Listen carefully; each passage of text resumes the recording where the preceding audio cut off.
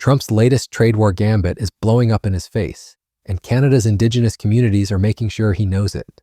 While the former president threatens tariffs and annexation to get his hands on Canada's critical minerals, his heavy-handed tactics are creating exactly the opposite effect he wants. The so-called Ring of Fire in northern Ontario has become the epicenter of a geopolitical showdown that Trump is rapidly losing. This crescent-shaped territory, stretching across northern Ontario's James Bay lowlands about 1,000 kilometers north of Toronto, contains some of the world's richest deposits of critical minerals. We're talking about chromite, nickel, copper, and platinum group metals, the exact materials needed for electric vehicle batteries, cell phones, and computers that America desperately needs. But here's where Trump's strategy completely falls apart. His aggressive tariffs and annexation threats have united Canadian leaders against him in ways that previous diplomatic approaches never could. Just this week, Trump announced sweeping new tariffs on multiple industries: 25% on truck imports, 30% on upholstered furniture, 50% on kitchen cabinets, and perhaps most dramatically, including a staggering 100% on pharmaceutical products. And bathroom vanities and things like that. It's a continuing escalation of Trump's tariff fights that we have been seeing going forward. There have been legal challenges to the broad-based national tariff scheme that the White House has put forward, and so we had expected the Section 232 kind of sectoral tariffs. If I sort of say one side is a country tariff, where you say anything that's coming in from this country, we're going to tariff at a certain level. This is something different. This is saying that each product that's coming in would get this level. Now, it matters how these things are done, and we're looking for paperwork on that. When we have that, we'll put that on the wire as quick as we possibly can. But it matters heavily how these are structured. Sometimes those are in addition. Sometimes it doesn't stack on top of that. So people will be looking to see what these effective tariff rates are, but overall, this is a continuation and indeed an escalation of the president trying to make sure that he is propping up the domestic industries in the United States that he sees under threat, and that is a core part of his economic program. The rhetoric of protecting American industry. Derek, thank you so much. Bloomberg senior editor Derek Wallbank. We'll have more ahead on the Asia trade. This is Bloomberg.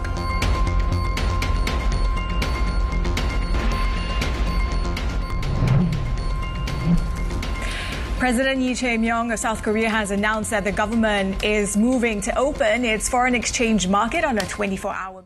These announcements sent shockwaves through global markets.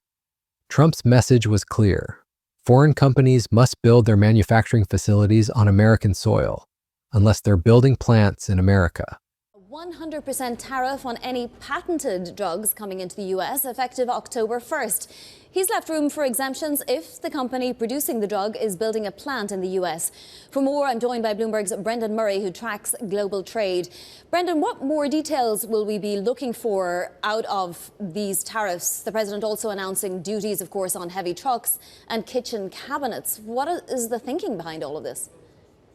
Yeah, exactly. I think we have a lot more questions than answers at this stage based off of the president's social media post late yesterday. For the pharmaceuticals, he described the tariffs as applying to companies' exports that they don't have anything under construction at the moment. What exactly does that mean? There are about $1 trillion worth of investments pledged by pharmaceutical companies in the U.S., but depending on what stage those are in the development, whether they're actually under construction or they're just investment pledges, at this stage, it's hard to define that. As far as the other issues, heavy trucks are also under these so-called 232 investigations. So, this would be part of these sectoral tariffs that the president is rolling out. We now have something like 12 to 15 of these investigations going on. And what these do is provide a plan B in case the administration's across-the-board, country-by-country tariffs get struck. The market response was immediate and brutal. Pharmaceutical companies across Asia saw their shares tumble, with Japanese companies dropping 4.3%, and Australian CSL hitting 6-year lows. Business analysts emphasize that the uncertainty created by these tariff threats causes the most economic damage, even if negotiations eventually bring them down.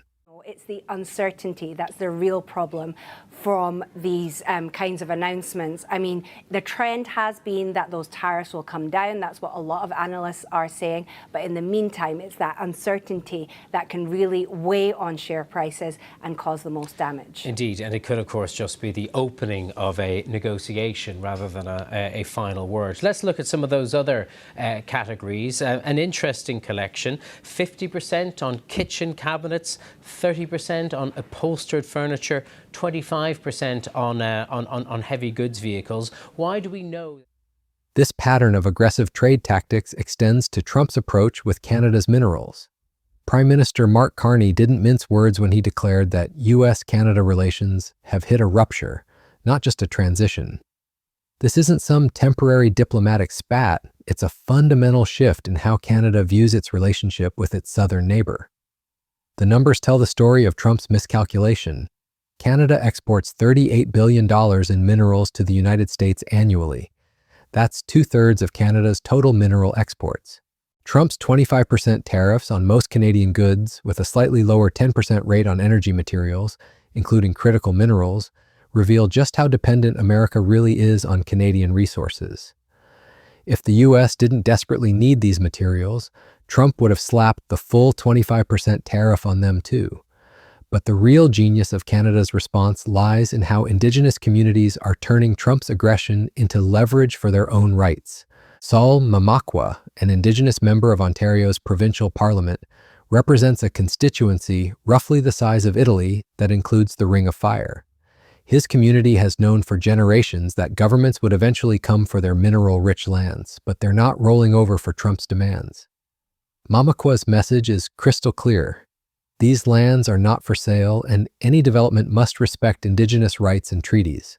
This creates a perfect storm for Trump's ambitions. The more pressure he applies, the more united Indigenous communities become in their resistance. They're not just fighting against mining, they're fighting against being steamrolled by foreign powers who want to exploit their resources without proper consultation or consent. The timing couldn't be worse for Trump's strategy. Recent court victories have strengthened Indigenous rights under the United Nations Declaration on the Rights of Indigenous Peoples Act, making it virtually impossible to fast-track mining projects without meaningful consultation. Legal experts warn that any developer who doesn't engage properly with Indigenous communities is taking enormous risks. Trump's tariff threats have actually backfired by giving Canadian politicians the political cover they need to stand up to American pressure. Ontario Premier Doug Ford, who emerged as a national cheerleader against Trump, has vowed to fast-track Ring of Fire infrastructure to protect the province from Washington. But even Ford's enthusiasm runs headlong into Indigenous opposition that won't be bullied by either Toronto or Washington. The economic reality makes Trump's position even more desperate. Canada holds top 5 global positions in 10 of the world's most important critical minerals, and 40% of the world's listed mining companies are Canadian. America's manufacturing sector depends on these resources, and Trump's tariffs are driving up costs for U.S. companies while strengthening Canada's resolve to find alternative markets. Here's the beautiful irony. Trump's trade war is accelerating exactly the kind of economic diversification that reduces American leverage over Canada. Canadian companies are already exploring new partnerships with European and Asian buyers who don't come with the baggage of annexation threats and trade tantrums. The market response to Trump's tariffs tells the whole story. When Canada retaliated with its own duties worth $30 billion, with another $125 billion in tariffs coming soon, American markets crashed. The Dow Jones fell 700 points, the S&P 500 dropped 80 points, and the Canadian dollar initially weakened before recovering as investors realized Canada holds the stronger hand in this fight. Indigenous communities understand this power dynamic perfectly. They've watched generations of governments promise prosperity through resource extraction, only to see profits flow elsewhere while their communities bear the environmental and social costs. Trump's heavy-handed approach gives them even more reason to demand better terms and genuine partnership rather than exploitation. The Ring of Fire situation reveals the fundamental weakness in Trump's approach to international relations. He assumes that economic pressure automatically translates into political compliance. But indigenous communities have survived centuries of such pressure. They're not about to cave now, especially when the pressure comes from a foreign leader who openly threatens their country's sovereignty. Mining companies eyeing the Ring of Fire face a complex reality that Trump's simplified worldview can't grasp. Large-scale extraction requires massive infrastructure investment, new roads, logistics hubs, and community partnerships that take years to develop. You can't just bulldoze your way to critical minerals, no matter how much political pressure you apply. The environmental challenges add another layer of complexity that Trump's approach completely ignores. The Ring of Fire sits in remote, swampy peatland that's only accessible by ice road in winter or plane during other months. Any mining operation must navigate not just indigenous rights, but also environmental protection requirements that can't be wished away by presidential tweets. Canadian political leaders across the spectrum have found rare unity in opposing Trump's tactics. Even conservative leader Pierre Poilievre, typically critical of liberal policies, declared that Canada will fight back against Trump's aggression. When you've united Canadian politicians from different parties, indigenous leaders, and business communities against your approach, you've probably made a strategic error. The global context makes Trump's position even more precarious. Other countries are watching how America treats its closest ally and most reliable trading partner. If Trump is willing to threaten annexation and impose punitive tariffs on Canada, what does that signal to other nations about American reliability and partnership? China, in particular, benefits from U.S.-Canada trade disputes that drive Canadian resources toward alternative markets. The more Trump pushes Canada away, the more opportunities he creates for Chinese companies to secure the critical mineral supplies that America needs. It's a self-defeating strategy that weakens American strategic interests while strengthening competitors. Indigenous communities in the Ring of Fire region represent about 10,000 people across 9 First Nations, but their influence extends far beyond their numbers. They hold legal rights that can't be bulldozed by either American tariffs or Canadian political pressure. Any sustainable mining development requires their genuine partnership, not just their grudging acceptance. The consultation requirements under Canadian law mean that Indigenous communities effectively hold veto power over major projects. This isn't just a legal technicality, it's a fundamental shift in how resource development works in Canada. Communities that were once steamrolled by government and corporate interests now have legal tools to demand real partnerships. Trump's approach completely misunderstands this new reality.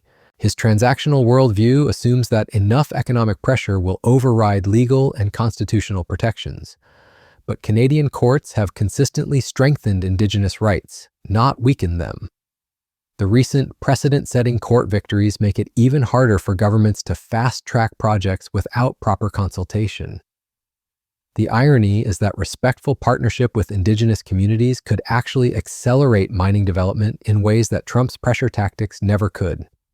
Communities that feel respected and see genuine benefits from development are much more likely to support projects than those who feel bullied and exploited.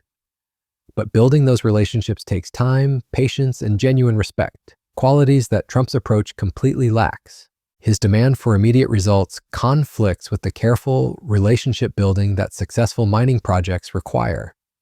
The economic benefits of the Ring of Fire are real, but they'll only be realized through partnerships that respect Indigenous rights and environmental protection. Trump's pressure tactics are actually slowing down development by hardening opposition and creating political obstacles that didn't exist before his trade war began. Canadian mining companies understand this dynamic better than Trump does. They know that sustainable projects require community support, environmental compliance, and long-term thinking. Trump's short-term pressure tactics conflict with the patient capital and careful planning that mining development actually requires. The global market for critical minerals is evolving rapidly, and Trump's tactics are pushing Canada toward partnerships with countries that offer more stable and respectful relationships. European and Asian buyers are eager to secure reliable supplies of critical minerals without the political drama that comes with American demands. This shift represents a fundamental change in global resource flows that could last long after Trump leaves office. Once supply chains are redirected and new partnerships are established, they tend to persist even when political relationships improve. Trump's trade war may be creating permanent changes in global mineral markets that work against American interests. The environmental movement has also found new energy in opposing Trump's resource extraction demands. Climate activists who might have been divided on mining issues are uniting against what they see as American economic imperialism that threatens both indigenous rights and environmental protection.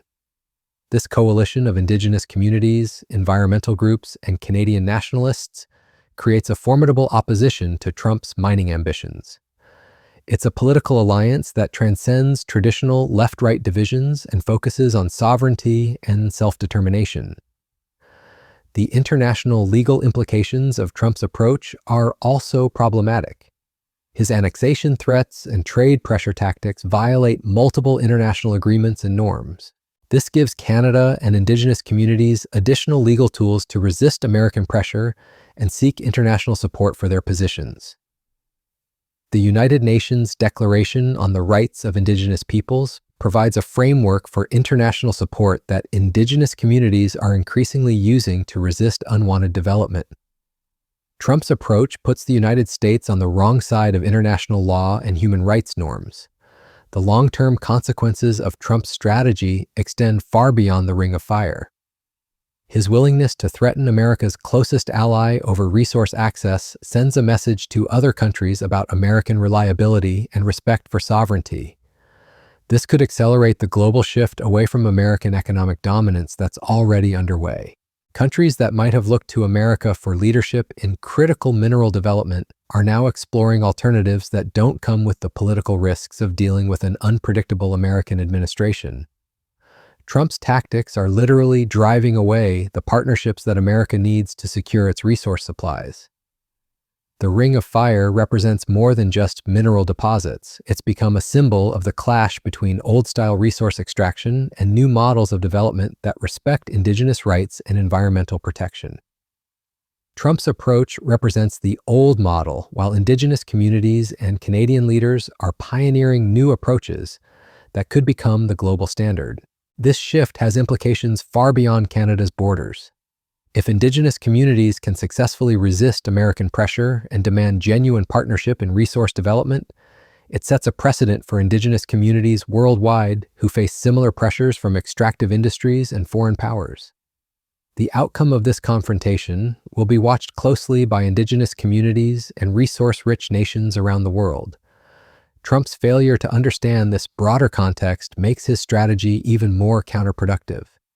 He's not just fighting for Canadian minerals, he's fighting against a global movement toward more equitable and sustainable resource development. The Ring of Fire has become a test case for whether economic pressure can override indigenous rights and environmental protection. So far, the evidence suggests that Trump's approach is failing spectacularly. The more pressure he applies, the more united the opposition becomes, and the more international support indigenous communities receive for their resistance. This isn't just a trade dispute, it's a fundamental clash over how resources should be developed and who gets to make those decisions. Trump's assumption that American economic power automatically translates into compliance is being challenged by communities that have survived centuries of such pressure and emerged stronger. The Ring of Fire may hold the critical minerals that America needs, but it's also holding up a mirror to the failures of Trump's approach to international relations and resource diplomacy. What he's seeing in that reflection isn't pretty, and the longer he persists with failed tactics, the more damage he does to American strategic interests. Indigenous communities in Canada's Ring of Fire aren't just defending their land, they're defending a principle that resource development must respect human rights and environmental protection. That's a principle worth fighting for, and one that Trump's pressure tactics are only strengthening.